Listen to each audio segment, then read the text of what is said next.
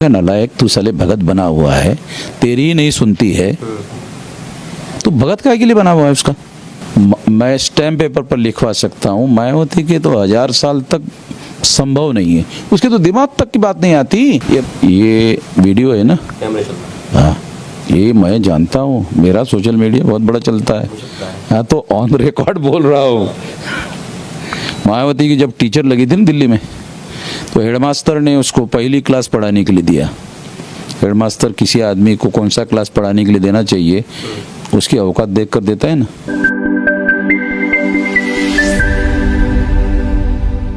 चंद्रशेखर के बारे में क्या कहेंगे अभी यूपी में जो बड़ा चेहरा उभरा है? चंद्रशेखर के बारे में तो चंद्रशेखर मायावती को बुआ कहता है और बुआ उसको भतीजा मानने के लिए तैयार नहीं है, तो उनका झगड़ा चलते रहता है। तो इसलिए मैंने कई बार कहा कि भाई वो उनका झगड़ा चल रहा है, हम आपस में झगड़ा करने का हमारे पास इंटरेस्ट नहीं है, हम आपस में झगड़ा नहीं करते रहते हैं। धंधे में मुझे मायावती के कुछ भक्त लोग मिले, वे आप समर्थन क्यों नहीं करते? मैंने कहा निकालो कागज, अभी अपने हस्ताक्षर में लिख देता हूँ मायावती का समर्थन करता हूँ, तुम केवल एक छोटी बात हमारी मनवा लो। कहा कौन सी? कि वो मिश्रा को निकाल दो और ये आप दिल्ली जाकर मैं तो करो, ये मेरे हस्ताक्षर में लिखवा देता हूँ कि हम समर्थन दे देते हैं। मिश्रा अगर पार्टी से निकलेगा तो फिर आप समर्थन दे देते, ऐसा कहा लिख के देने के लिए। तो कहा कि वो तो हमें आने नहीं देगी। तो मैंने कहा नालायक तू साले भगत बना हुआ है, तेरी ही नहीं सुनती है तो भगत काहे के लिए बना हुआ है उसका। नालायकी की भी मैंने कहा हद होनी चाहिए, या गधेबंदी की भी हद होनी चाहिए, आदमी को गधा होना चाहिए मगर इतना भी गधा नहीं होना चाहिए।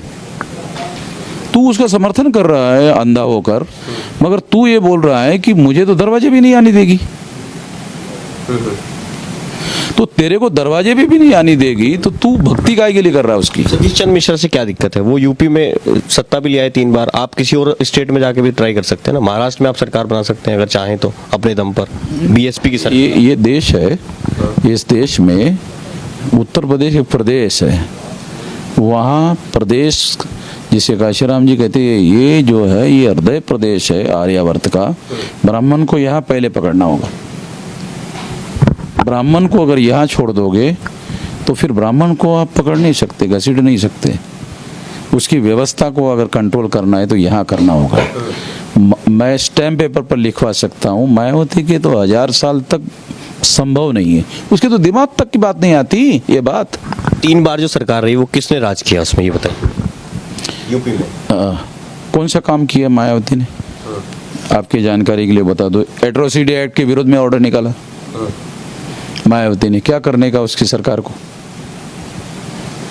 रिजर्वेशन इन प्रमोशन के बारे में सतीश मिश्रा ने कहा कि बहन जी अगर ये आप लागू कर देती हो तो सर्वजन समाज नाराज हो जाएगा।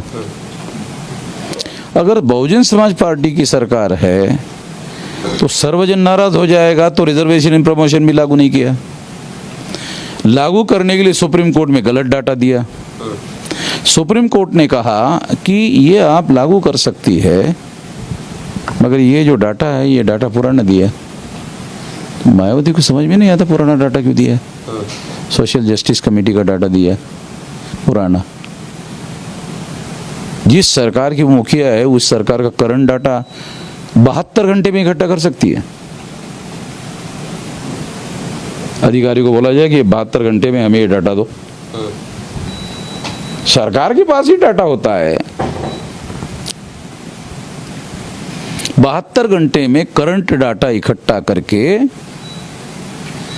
वो एक कानूनी रूप दे सकती थी कि मुख्यमंत्री के आदेश के तहत एक रिटर्न एग्जीक्यूटिव ऑर्डर निकालने का 3 या 5 या 11 आईएएस अधिकारियों का प्रशासनिक ग्रुप बनाया गया और प्रशासनिक ग्रुप ने ये डाटा कलेक्ट करके मुख्यमंत्री को सबमिट किया। वो डाटा हम सुप्रीम कोर्ट को दे रहे हैं। हो गया लीगल स्टेटस। जब पहली बार मायावती को मुख्यमंत्री बनाया तो सारा काम तो काशीराम जी ही देखते थे। ये तो आपको पता नहीं होगा, पता है?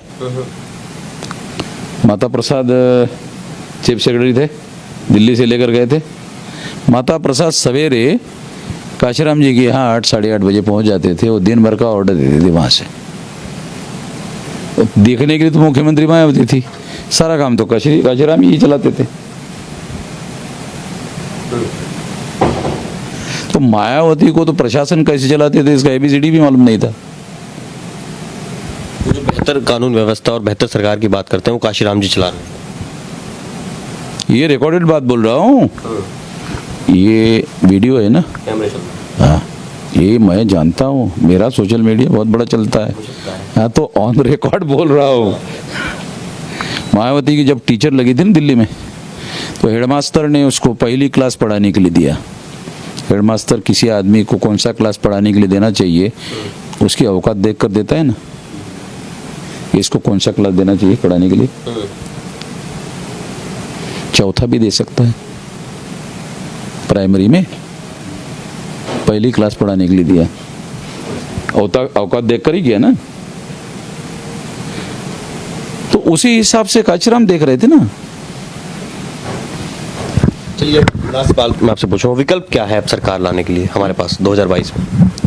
देखो, विकल्प मायावती नहीं है,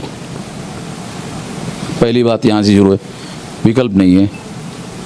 संभवतः ये मायावती का भविष्य चौपट करने वाला चुनाव होगा। अभी मायावती का भविष्य है नहीं, क्योंकि 2017 के चुनाव में मायावती को 19 सीट मिले, 12 लोग चले गए। वो 7 लोग विधानसभा के चुनाव तक रहेंगे, इसकी भी कोई गारंटी है नहीं। मायावती का तो हमें कोई भविष्य नजर नहीं आता। मायावती विकल्प नहीं। पहली बात तो ये। अब बीजेपी को परास्त करना है तो उसके लिए बीजेपी को परास्त करने की दृष्टि से गठबंधन, महागठबंधन जो भी बनाना होगा, वो बनाने की दिशा में काम होना चाहिए।